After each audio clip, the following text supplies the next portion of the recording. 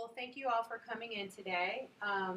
It's good to see all of you. I spoke with each and every one of you, so it's good that you all were able to come together and come in. Um, this week, we're going to use some experiential therapy as our intervention.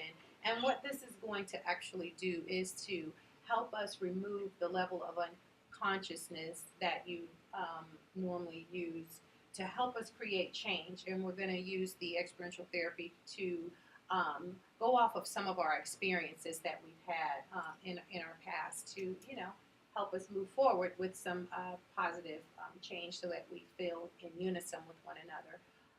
Oh, is that okay? Today, I would like to go around the room and you guys can tell me what your week has looked like at home. So, Sarah, I'll start with you. If you would, please tell me and tell us all what your week this week has looked like at home. I don't know. I live on my own, so I tend to work a lot, so I'm there all week. Maybe like once a week I might go to the gym or something. And then, I don't know, I'm just really here to, because my mom asked me to be here. So that's about it. Okay. Could you refrain from that? I was just don't. gonna have a sip. No, please I don't. just If you could just put that away. We can't have that in here. Okay. all right. This is just like a stressful situation, and I kind of like I to have. I totally it's just understand. A sip. No, not in here. I totally understand. But if you would refrain from using that in here this group time, we're Okay. trying to speak here. And we don't want to be interrupted with wine. I wasn't trying to interrupt. Oh, well, thank you. Sarah, are you finished? Yeah, it's whatever. Okay. Well, thank you for coming. You said that your mom made you come. She didn't really make me come, but I mean, she asked me to come, so I was just trying to make her happy. Okay. Well, I'm sure your mom's happy that you're here. So thank you. Caroline, what did your week look like this weekend? It was pretty stressful. I spent a lot of time taking care of everybody else and cooking and cleaning and making sure everybody's happy and healthy and taken care of. And so at the end of the stressful day, I've enjoyed having a glass of wine and watching some TV. And every time I do that, then I hear hell from everybody else in the house. Apparently I drink too much, which I think is crap, but whatever. I have a glass this size every night, and I really don't think it's a big deal. Okay. Well, thank you. And once again, if you could just refrain from using that. Sorry. Thank you. And Josh, tell me what your week has looked like at the home. Well, I'm on break from school, so I've just been using that time to sleep and play video games and lay low. Okay. Well, thank you for being here as well. You're welcome. We're happy to have you here. Yeah. And Rich, tell me what your week has looked like at home. Well, I'm taking a break from the books and from doing all the book work. I'm just taking a break and chilling. It's been a very busy week for me because I'm an accountant, so I have to do all the paperwork. So right now I'm taking a break.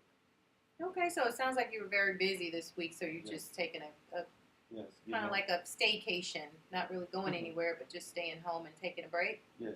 Well, good. Well, I value each and every one of you sharing with me today, and so if we could, I'd like to schedule you to come back so that we could talk again one day next week, maybe Thursday. Would that be good?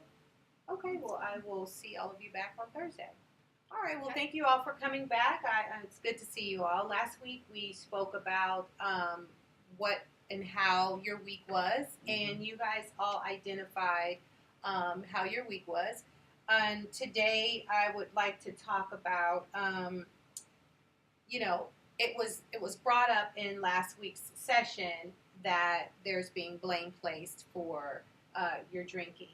And so let's talk about that. Let's just talk about how this drinking is affecting each and every one of you. And Rich, I'd like to start with you. Yeah, I drink sometimes, but I don't take it for a big habit, habitual drinker. But He drinks just as much as I do. Well, one moment. Let's one person talk at a time, if you guys don't mind. Okay. All right. Thank you. We'll get to you, Carolyn. yeah, but she drink almost every night, and it's becoming a really bad thing. And because of that, I think it's affecting the rest of us. Well, we'll speak for yourself, and how is it affecting you? Well, she forget things. She can't remember where she put stuff. And when I come home and we can meet together as a like wife and husband or anything like that, because she always been stoned out, drink, just black out. Okay, so it's affecting your relationship. Yeah. Okay. I understand. Well, thank you for that. And Josh, how is the drinking in the household affecting you? I don't really notice it that much when I'm not at home, when I'm at school, but right now I'm home on break, and she's just really critical of me. I just feel like she's always putting me down, and more so when she drinks. So I don't really like being around anyone in my family. So there's more criticism when the drinking starts. Is it from mom and dad? We or don't really from- know like when the drinking starts or when the drinking ends when it comes to mom. Okay. I don't know if there's a start and an end. Okay. So you don't really know when she's starting to drink. You can't really identify with when you're dealing with mom without the drinking or when you're dealing with mom with the drinking. It all seems the same. Is that what you're saying? At this point, yeah, I think she's like, one big bottle of wine. Okay. All right. And Caroline? I mean, I drink? Yes, but I think I drink a normal amount. At the end of a stressful day, I like to have a glass of wine. Is that a crime? I don't think so. I think it's relaxing. It's how I de-stress at the end of the night. But it's becoming a very big habit with mom. Mom always wants to take a happy drink. Anytime she calls me, she just elaborates on and on and on. That's why I moved out. That's why I'm not really, I guess I'm here, but as you can tell, I don't really want to be here because this is just the same thing over and over and over again. Dad's always at work. Josh is the greatest child and is going to finish school. Mom is going to be drinking wine and supposedly help Dad with the business, and it's stressful. So it's really just, we just kind of go along with it. Well, I am happy that you all, shared with me. I appreciate and value all of your stories. What we're going to do is we're going to come back, and next week we'll meet again for what we will call family sculpting. It's a treatment plan that I want to try out with you guys. Would you guys be willing to do that? Yeah, you're awesome. Okay, great. Well, we will see you all back here next week. Well, so I have this family. You guys, I'm so happy that you're going to help me out with this. So, Doug, I have this family, and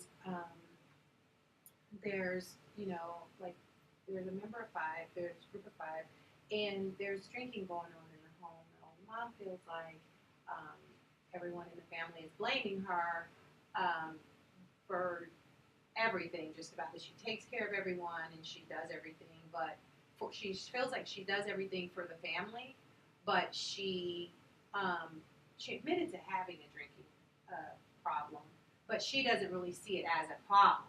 She says it's for her to relax. The father, he actually works a lot, so, and then there's, the outside stepdaughter who has basically moved out of the home. She's pretty irritated with the family and kind of basically really doesn't want anything to do with the family, but she just comes along with therapy just because the mom asks her to. And then you have the son. He's like, the video gamer. He's kind of just in usually just there in his own world. He goes to school, but he doesn't really associate with the family much when he's at school. So right now he's home on break, and I'm just kind of stuck with what to do with his family. So, yeah. So what type of theory are you using? Well, I was thinking about doing like experiential therapy with them, and like an experiential intervention with them, and have maybe the mom do like a family sculpting, like maybe have the mom place everyone in an area where she feels or how she feels like the family perceives her or something like that. So I kind of wanted your input on that, but I'm not really sure. So did you ask them about their goals, their long-term goals or their short-term goals?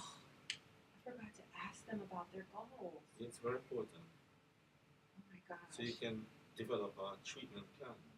Okay. How are you going to develop your treatment plan without knowing their goals, what they have in mind? Perfect. You know what? Thanks for that input. I'm going to meet with them next week, so I'll do that first. We'll just start off with their goals, and then we'll just jump right in. What do you think about the experiential intervention that I was I talking think it's about? a very good intervention. Kind of have mom decide where everyone, since she feels like they're blaming her, kind of have her place them in an area or position them where she feels like she feels they perceive her. You Yes. think that would kind of work? Yes. I'm sorry. Okay, great. All right. Well, so what do you guys think? That's a good idea. Yeah, I that's think a great that sounds idea. really creative. Especially for this family. Yes. Okay. You're just a genius.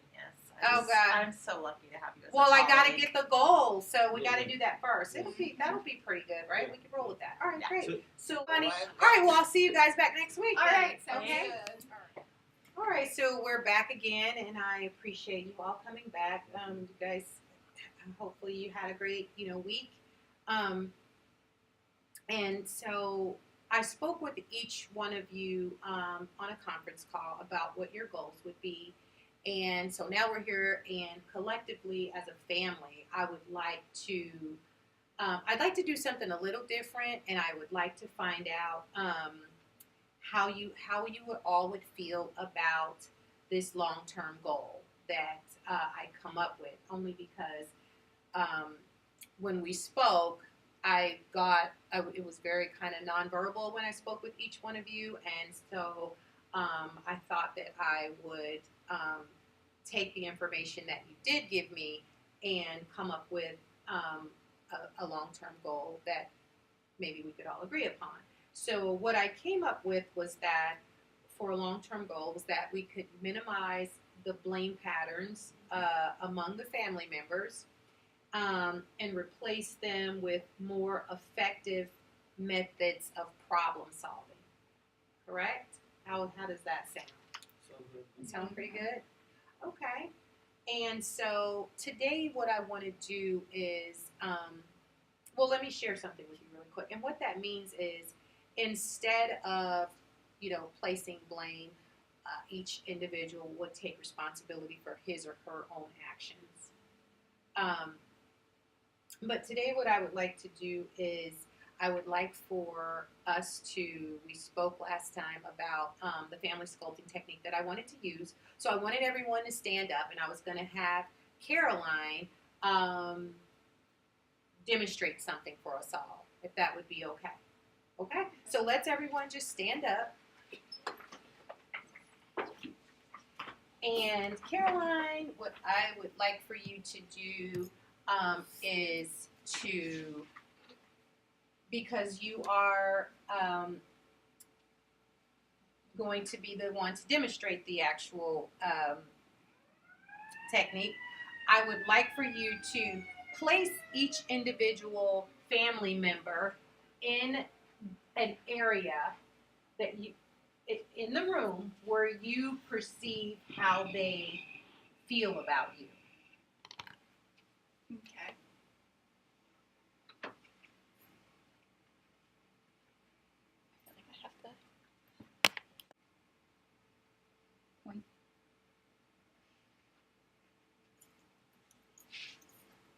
I'm gonna have you do the same thing. And you do the same thing.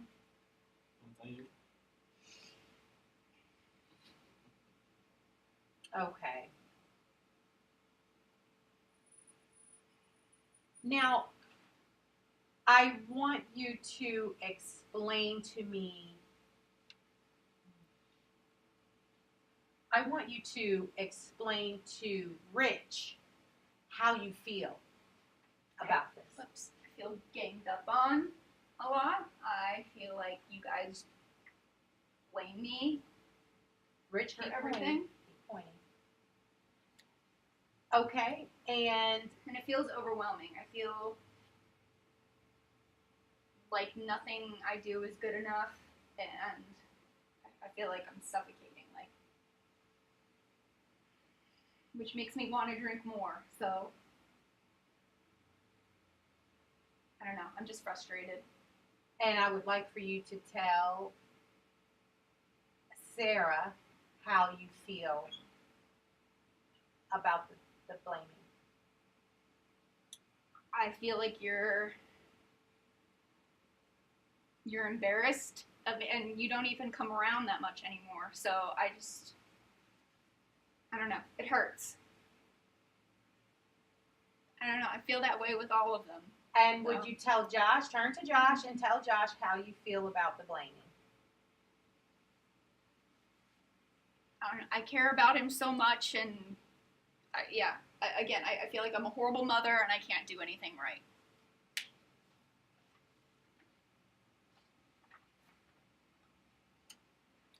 Okay. I just feel really ganged up on and overwhelmed, and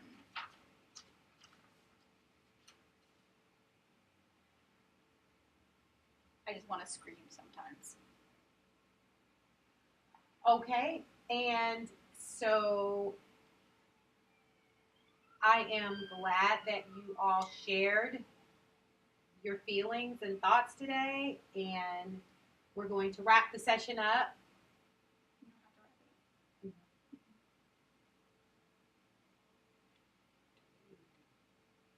Oh, and I appreciate all of you coming. And thank you.